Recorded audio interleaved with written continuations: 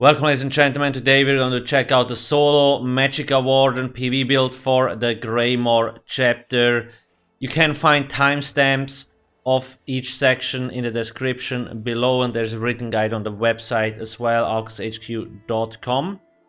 You can solo overland, public dungeons, world bosses, even 4-man dungeons on normal, or if you really want to push yourself on veteran with this setup. I will have different tier setups with some different gear, because some stuff might be easier to get, some a little bit harder, but I will explain everything. Let's take a look at the stats sheet real quick. I always recommend having around like 18,000 health on a Magicka spec. And because Warden has a nice buff called Minor Toughness, you actually get to 18.4k. You can pump all your attribute points into Magicka, so you don't need to like put anything into health. The second important stat is maximum stamina. I like to have around 15k here because you want to dodge roll a lot. When you're soloing stuff that is meant for a group and you're alone, there might be like attacks that one-shot you. However, most of the times you can actually dodge roll that attack. So instead of just instantly dying, you will take 0 damage. That's how OP dodge roll is. But you gotta figure out the timing. There's a lot of people are just like getting hit and they don't know when to dodge roll. But the more you play, like the better you will understand when to dodge roll. Same thing for block. Block also costs stamina. So dodge rolling and blocking will consume most of our stamina. That's why I like to have this much. Our Magicka recovery is fairly low because we're on a false god. I will have another option as well for this to pump this up if you really want to. I'm running the Lover Mundus Stone because it gives me spell penetration just to pump up my damage a lot. So now for buff food. You have a few options. With which Sugar Skulls is like the best in slot you can get, but this is sometimes a little bit expensive in the guild stores. You could use Longfin Pasty with melon sauce, which is like 4%, 5% worse than this one, but 100 of these cost like 5,000 gold. So it's super cheap. The reason why I like this so much is because it gives max health, max Magicka, and max stamina, on top of a little bit of health recovery. But that's how we just can pump up our like max Magicka, max health and stamina so much. Really nice. They do the same thing. You can also run Witchmonder's Potent Brew. What I usually recommend when people have False God set, I recommend using these foods. And if you don't have False God, then your sustain will be a little bit harder, but then you can run Witchmonder's Potent Brew, which gives you max Magicka, max health, and Magicka recovery. So your max Magicka recovery will go up a lot, and when we actually drink a potion, it goes even further up. But that's the difference. This one is also very cheap in the guild stores, and you can use it from level 1. It's a nice thing. Potion wise, you can just run the normal Essence of Magicka potions, because the Warden has like access to both Major Sorcery and Major Prophecy through skills. Sometimes when you keep forgetting to like keep them active, you could actually use the spell power potions, but then again, they are very expensive, so just running the Essence of Magicka is probably more than enough. Because you still get, when you activate the potion, 7,582 Magicka from one button press. And Major Intellect, increasing your Magicka recovery by 20%. Please don't forget Alchemy, you gotta level this up, Medicinal Use. It takes like 15 minutes to level it up. I have a grind guide in the crafting section on the website, you can go check it out. Medicinal Use increases the potion effects by 30%. When you don't have that, the potions last like 33 seconds, but when you have it, they last 47 seconds, and the potion cooldown is 45 seconds. So you get 100% uptime on the buff. It's very nice. Potions and buff foods, often players don't use them, and that's a big mistake because they pump up your stats like crazy. So you need to make sure, get used to use buff food and potions. Every good endgame player is choking potions every 45 seconds on cooldown, more or less, because they usually give so much good stats. Very important. In terms of race, all Magicka based races work. However, I either usually prefer High Elf or Breton. Breton for easier sustain and High Elf for more damage. Because 2000 max Magicka and 258 spell damage. But then again, you can run, like if you want a Dark Elf or a Khajiit, go for it. No problem. Should it be a vampire with this setup? I do not recommend it. It has a few drawbacks and the ability cost will increase. In terms of gear setups, I will showcase the tier 1 setup, an advanced aka tier 2, and the beginner setup is on the website. The gear here is not necessarily super hard to get if you have the right DLCs. Perfect False God drops in Sunspire. You don't need the perfect version. The imperfect version only has one Magicka bonus less. So when you look at the 5-piece there, adds 1096 maximum Magicka. The imperfect version doesn't have that, but everything else is the same. So you can just go into normal Sunspire and get False God. It's pretty easy to clear. If you have like a decent group, I always recommend joining a guild if you're new to the game. So we have like options to do trials, even on normal mode, because you can get super good gear in there. Why is this so strong? This is pretty much the best set for Magicka users in any activity. You get the spell crit, then you get Minor Slayer, increasing your damage against monsters by 5%. You get spell crit, get spell damage. If you have the perfect version, you get the max Magicka bonus. Then reduces the cost of your Magicka abilities by 8%. When an enemy you recently damaged dies, you restore 2150 Magicka and gain Major Expedition for 8 seconds, increasing your movement speed by 30%. So the 8% cost reduction is huge, and every time we kill an enemy, we get 2k Magicka for free back. That's why we don't really need that much Magicka recovery here. That's why the other two setups, where we don't have False Gods included, need Witch Mothers. So you can pump up your Magicka recovery a little bit more. The second set on the front bar is Mother Sorrow. You can buy this in the guild stores. You don't need gold, you don't need purple. Blue jewelry is more than enough. Because we run arcane, it doesn't really matter. Like the blue jewelry has like 800 increases maximum Magicka from the arcane trade, whereas the gold is like 870. There's barely any difference. And the set of blue jewelry is like 10k gold. The lightning stuff, you can get it for free from a quest in Deshan. Takes like 10 minutes.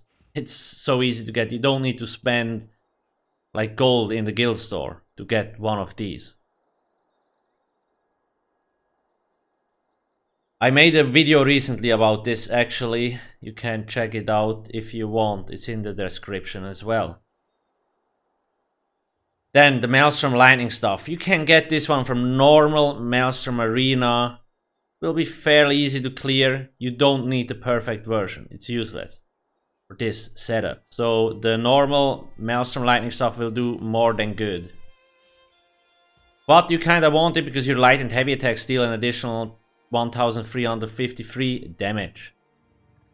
The nice thing is, when we activate the blockade on the back bar and swap to the front bar, it will actually stay active and still count. The last set is Ice Heart. I like this because when you deal critical damage, you have a 20% chance to gain a damage shield that absorbs 5000 damage for 6 seconds. Because we have a pretty high when we're fully buffed. We have 73% crit. We can activate this. Then, yeah, it already procced. So have you, like, it procs so fast, it's this pulsing shield. And 5000 doesn't sound like a lot, but it can be a lifesaver if you get stunned and you didn't expect it, or you get a lot of damage and you didn't expect it. Ice Heart can proc, and it will absorb 5000 damage. And it procs often because we have super high crit rating. If you want to run another monster set, go for it, no problem. I just prefer this one because the one piece bonus is a spell crit, which is really nice, and the shield is just super juicy. I run 5 light, 1 medium, 1 heavy piece, all divines with max magic enchantments. The reason I have 5-1-1 is because of the Undaunted passive here, so we get 6% overall more resources. On the jewelry, I just run Arcane with spell damage. If you want, you can run Bloodthirsty. The lightning stuff is precise with a charged weapon enchant, aka shock enchant, and on the back bar we have the weapon damage enchantment with an infused trait. When we apply the blockade on the ground here, this will actually, you see, it procs it constantly. Even when we are on the front bar, it will actually proc again. So now it's gonna run out and it will reapply. So we can get 100% uptime on 452 spell damage, and it's actually a little bit more because we can pump up the number through modifiers and stuff like that. Here you are, nice. That's very powerful, and not a lot of people know that these effects actually carry over to the front bar. That's the gear setup. The easiest way, if you don't have False God, you could just run Julianos, which is a crafted set. Mother Sorrow is really easy to get, and then Julianos can be crafted. Ice Heart is from a base game dungeon. Dire Frost Keep shouldn't be too hard either. But if you don't have any of that, there's a beginner setup on the website. Champion points: 34 Thaumaturge, 23 Staff, 73 Master at Arms, 10, 64, 66. I do have a 300 and like a 500-600 CP setup on the website as well if you're not maxed out. 61 points. We want a lot of points in here in tumbling because again, we dodge roll a lot to avoid damage. Arcanist, 100 points here just to pump up our Magicka recovery. If you want, you can place some points into Tenacity, no problem. 37 and 11. 49, 49, 48, 81, 43. This is a pretty general champion points setup that is very effective. Let's take a look at the passives first before I talk about my skill, because the Warden has a few nice ones. When you cast an animal companion ability while you're in combat, you generate 4 ultimate. That's a nice thing to have. Then increases your magic and stamina recovery by 12% if an animal companion ability is slotted. We have plenty of them. There's so many. On top of that, advanced species increases your damage done by 2% for each animal companion ability slotted. Current bonus 8%. Because at the moment we have the bear slotted, the fisher, the screaming cliff racer, and birds prey. And 8% is a lot of extra damage. Then the green balance. When you heal yourself or an ally on the 40% health with green balance ability, you gain major mending, increasing your healing on by 25%. I guess it's nice to have. We already have more than enough healing, but why not, right? When you activate the heal on yourself or an ally, you grant the target minor toughness, increasing their max health by 10%. So when I activate Blue Betty, the first time it does nothing. When I reapply it, it will pump up my health to 18.4k. Because now minor toughness is active. Really nice perk. And exclusive to Warden. And Winter's Embrace increases chance of applying chill to enemies with Winter's Embrace abilities by 20%. Guess it's nice to have, but not that important.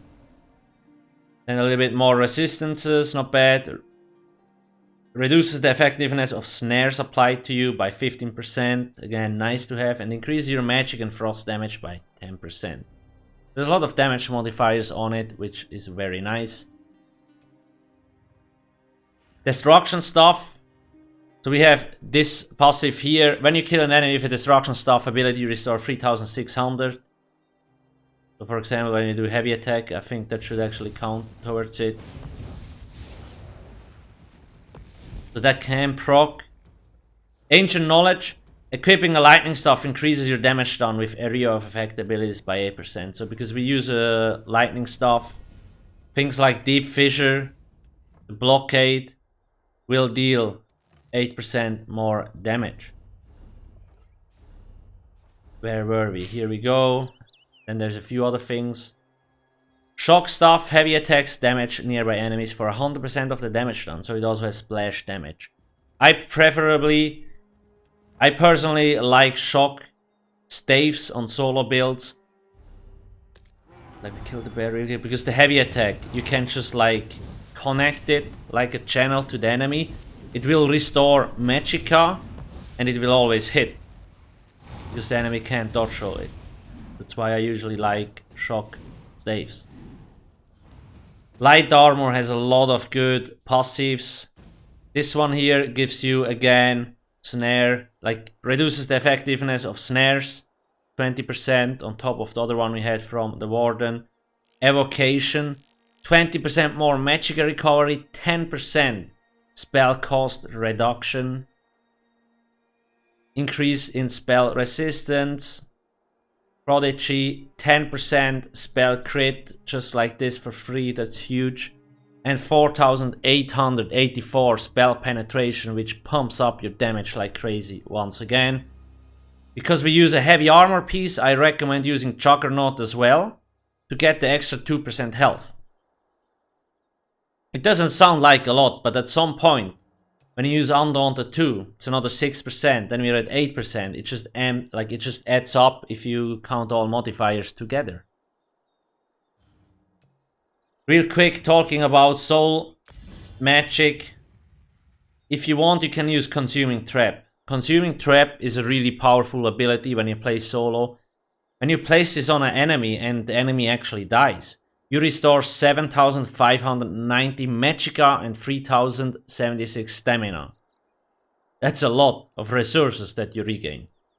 You don't really need it on the Magicka Warden because we have enough other sustain tools, but test it out, maybe it will fit your playstyle.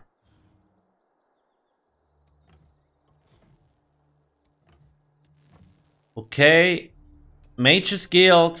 You don't really need it. If you want to use Shooting Star instead of like the Eternal Guardian, you can go for it. Same with the Suchik. Racial passive should always be active, and then we have medicinal use. Like I mentioned before, you want that one. Now let's take a look at the skills and why I have them here. Harness Magicka is a no-brainer. It's an 8500 shield. So when enemies damage you, they will attack the shield first, or they kind of have to. So you're not getting your health damaged at all. So it's kind of like a bolster mechanics. It's really nice. Like if you're unsure how much damage you will get, you can either dodge roll, just block and shield up, and you're not gonna die. It also has a nice side effect. While active, whenever the shield absorbs damage, you restore 500 Magicka, so it also helps with sustain a little bit. Then we have Bird of Prey. I like to call this my flex spot, so I could actually replace this with other abilities if I really want to. For example, when you want to run Sichik, they have some nice passives like Concentrated Barrier. So when I have an ability like Channeled Acceleration here, and I block, I will get an additional 5k shield. So now I have a 13k shield. Basically for free. The moment I block, I get the bubble.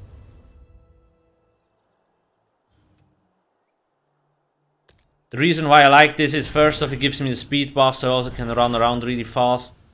And just for having it slotted, you gain Minor Berserk, increasing your damage done by 8%. That's just really nice. Screaming Cliff Racer. This is your single target spammable. the bird attack. Deals up to 15% more damage based on how far away from the enemy you are. You have other options here as well. You could run force pulls, or you could also run the elemental weapon. But once again, the bird here is nice because it also pumps up your damage numbers because of advanced species passive. And we have Deep Fissure. This is a very powerful single target and AoE ability. It deals an insane amount of damage. And on top of that, enemies damage are afflicted with Major Breach, reducing their spell resistance by 5280 for 6 seconds. This is a nice freebie. We have another ability that does this, because 6 seconds is a little bit short. Like if you don't have time to actually reapply this, then the buff might fall off. But it's nice to have, because this here is only single target, whereas this here is AoE. So we can apply this on multiple enemies at the same time. And we have Arctic Blast. This is our heal. Envelope yourself in Winter's Winds. Instantly healing for 4762 health and an additional 571 health every 1 second. This scales off max health, but even then, because it can crit. When we are at like, I don't know, 8k health and we activate this, we will always get max health instantly because it heals for so much, because it can crit. It's really nice. Eternal Guardian, this is our ultimate. If you don't like the bear, you don't need to use it. You could use other ultimates, such as like the Frost Storm ultimate, stuff like that. On the back bar, once again, we need to double bar this to get it. Now these two here are very important and you should never forget to reactivate them. Lotus Blossom. Embrace the Lotus Blessing, causing your light attacks to restore 1346 health, so it's a little bit extra healing. And your fully charged heavy attacks restore 4000 health for 20 seconds. The secondary effect is you gain Major Prophecy, increasing your spell critical by 10% for 20 seconds. When I'm on the front bar, I'm at 63. I activate this, I'm at 73 now. As long as this is active. 10% is a lot. And we have the blue Betty. One of your strongest sustained tools. Call a Betty Edge to your side, which restores 5000 Magicka to you over 25 seconds and grants you Major Brutality and Sorcery, increasing your weapon and spell damage by 20%. Every 5 seconds, the Edge removes one negative effect from you. So when we're looking at our spell damage, 2200. Now I activate this. 2700. So these two are very important. It's just there's a lot of like buffs you get from these. This one lasts 25, this lasts 20, so I usually just reapply them at the same time. And you're good to go for another 20 seconds. Elemental Drain. I usually place this on the highest health target, because once again it applies Major Breach for 23 seconds and it also applies minor Magicka steal. So whenever we hit the enemy, we regain 300 Magicka. This ability costs nothing, so it's free. You can spam it as much as you want. Before you engage, I always recommend placing this on the enemy, be it the boss or just like a really high health monster, so it's on there as long as possible. Then we have Fetcher Infection. This is a damage over time effect. Unleash a swarm of Fetcher flies to relentlessly attack an enemy, dealing 14k magic damage over 10 seconds. Every second cast of this ability deals 50% more damage. That's a nice feature. And now the last part, the Fetcher flies rip through the enemy's flesh, afflicting them with minor vulnerability for the duration, increasing their damage taken by 8%. That's another nice side perk that this get on top of the damage. We get the damage increase too. Unstable Wall of Storms deals really strong damage over time effect. Can set the enemy off balance and also keeps our weapon damage enchantment active on the back bar. Now it's set off balance. Here we go. Once the enemy is set off balance, our heavy attacks restore twice the amount of resources.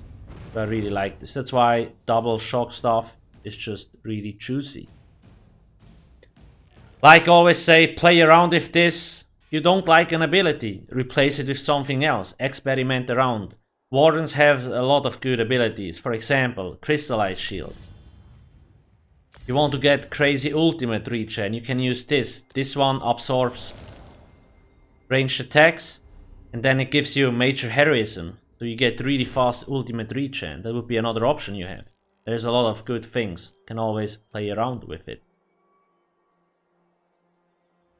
Before we check out the outfit, I just want to emphasize once again, off balance is very important with our heavy attacks. Let me try to reduce my Magicka real quick. Once we do heavy attack on an off balanced enemy, we get a lot of resources back. Do you see how fast my bar just filled up? The Magicka bar? Just for doing heavy attacks. The game doesn't really tell you this, but heavy attacks restore around 3000 Magicka, and when the enemy is off balanced, it's like 6000. So it's just so easy to sustain if you're constantly doing the heavy attacks. On top of that, heavy attacks also deal damage and also AoE damage. So there's just so much good things about shock heavy attacks. Please use the right buff foods. They're very important. People that don't run buff foods, it hurts my...